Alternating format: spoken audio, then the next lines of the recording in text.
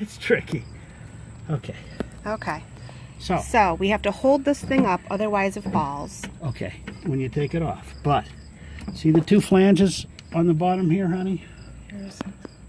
These clips. Yes, I do. I see the clips. Okay. They have to go up and onto that metal. And onto this metal. Like that. See it get onto the metal there? Yep. And there. Onto the metal there.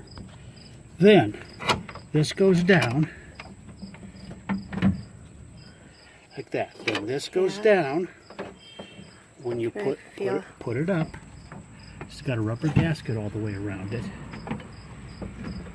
Hook, hook. Hook, hook. Press it up. Press it up. This is down. Hold it down. You press it up. Push it up. Then you go Bring around it the in. thing, and then you go up and in. And up and in. And snap it behind the skirt, like that. Woo! Okay? Yeah. And it is on there good and tight. So you got to go up and in to get it off, right? Yeah. Like that, up, and then pull it down, draw it down here. Yeah. Holding it the whole time because it might just fall off. It'll fall off on the concrete and scratch it all up. So what is it going into? That flange. This goes up and around that little flange right there. It doesn't really go into anything. No, it doesn't. It goes, this bar goes up and around the back of this It just ledge. sits. It goes up, and then when you push it in, see how it locks? This curve just sits in the edge of the little groove. Right, and this thing clips against the back of this wheel well here. Okay. Alright, that's a hot mess. I'm gonna... And then we lay it out of the way because once we kicked them, and oh dear, we can't ever kick them. Well, you can't go get scratch. Okay, yes, I want to do the other one. Alright. Here, you hold this. Just keep it sideways. We don't have to really do anything. Alright, so I find the clip. Oh god, it's backwards. It's different. They both go forward. Oh, they both go forward. Up and in to get it off the flange, up and in a little bit, and then down. And down. Down. And out. Hold it, hold I'm it. holding it, holding it. Pull this down a little bit. Get that lever off of there. There you go. Oh yeah.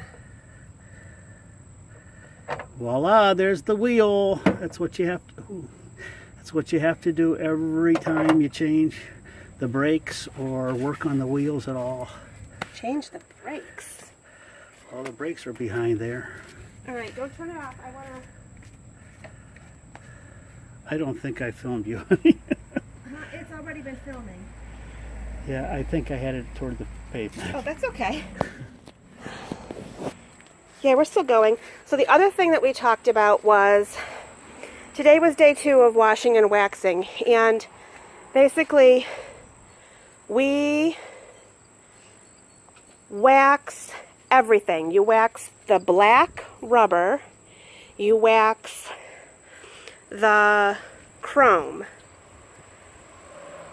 you wax the painted metal inside of the dash, and even the aluminum.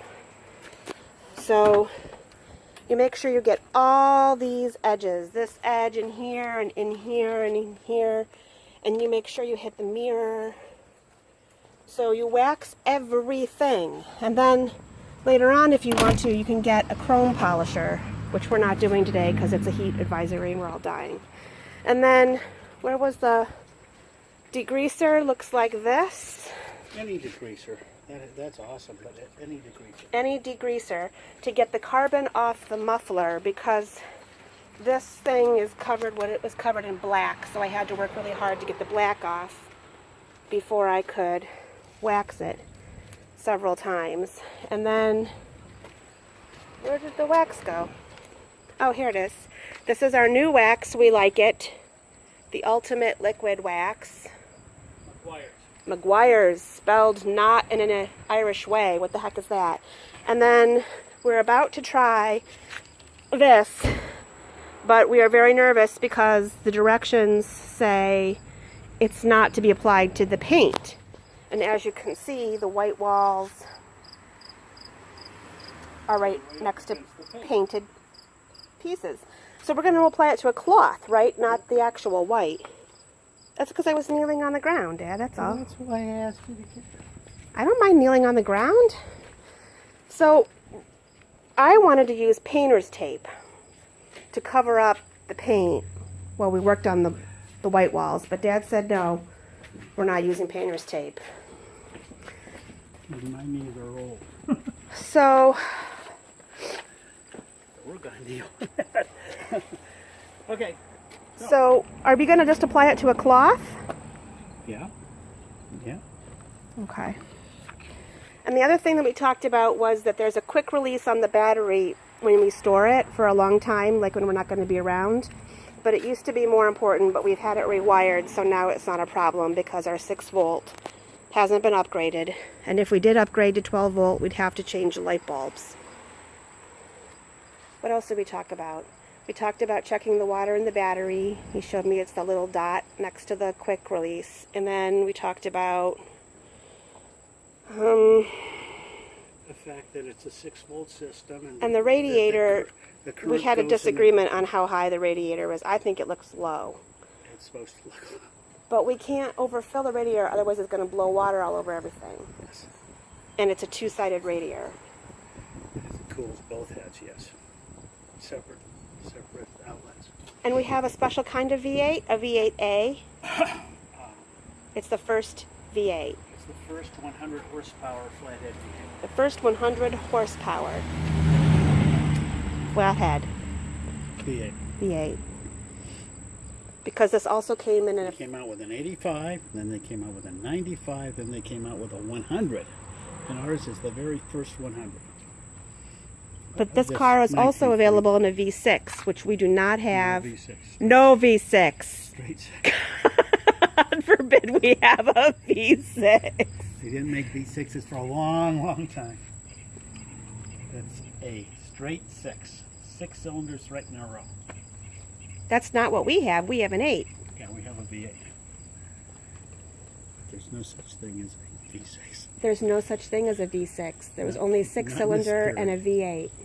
Yes. So the V refers to the shape the cylinders are in. Yeah, the cylinders go like that. The cylinders go in a V shape. I can show you. We have the book, the special book. I have a collection of wonderful books back here for mechanics.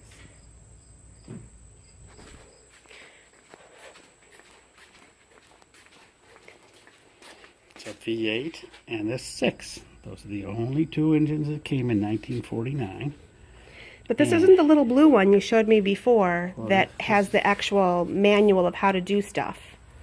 Wasn't that one blue? This is the shop manual. That's the best one. That's how to take care of it? That's how to do everything on the engine. I could have sworn you showed me Here's when a we were picture of greasing the little engine. ball bearings. That's There was the like a little. 6-cylinder engine.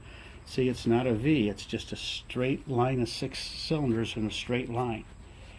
And then there's the V8 that has a V shape in the engine. There. See, there's 4 cylinders go this way and 4 cylinders go that way in a V shape. That's why they call it a V8. And the cylinders are the part that goes up and down like a piston. The cylinders are the part that the It goes. piston, they don't move. No, they don't move. What's that part the- called?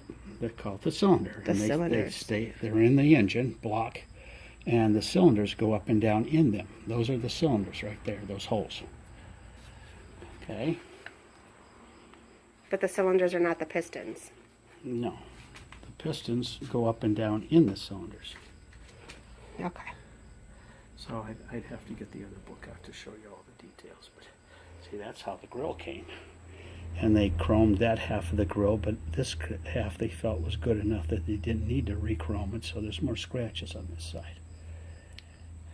Cassie only has had half, the right half of her front grill rechromed. Right. These are all the spots that need lubrication. These are the ball bearing joints that we do in the fall.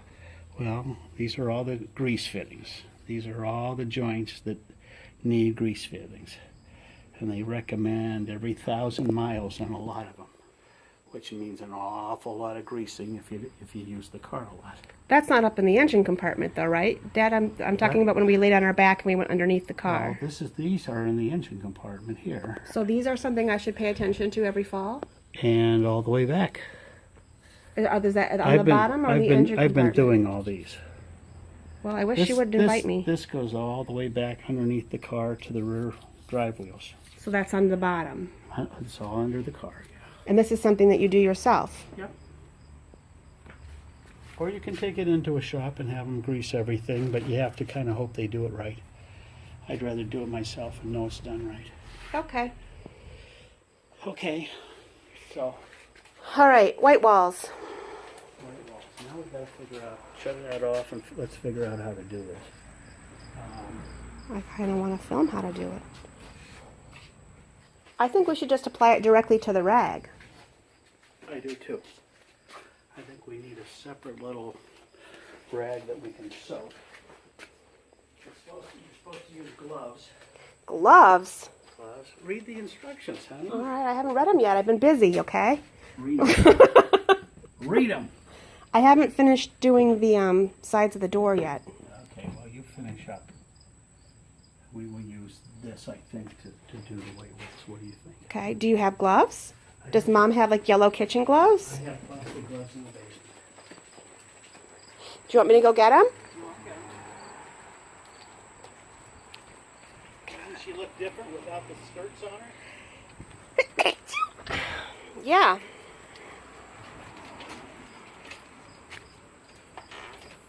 I'm totally going there and I'm going to wash and wax all the little pieces of the skirt that have not. Look at how filthy they are on the inside. See, he doesn't wash these because he doesn't like taking them off because it hurts him to kneel down. So I'm totally getting those all over today.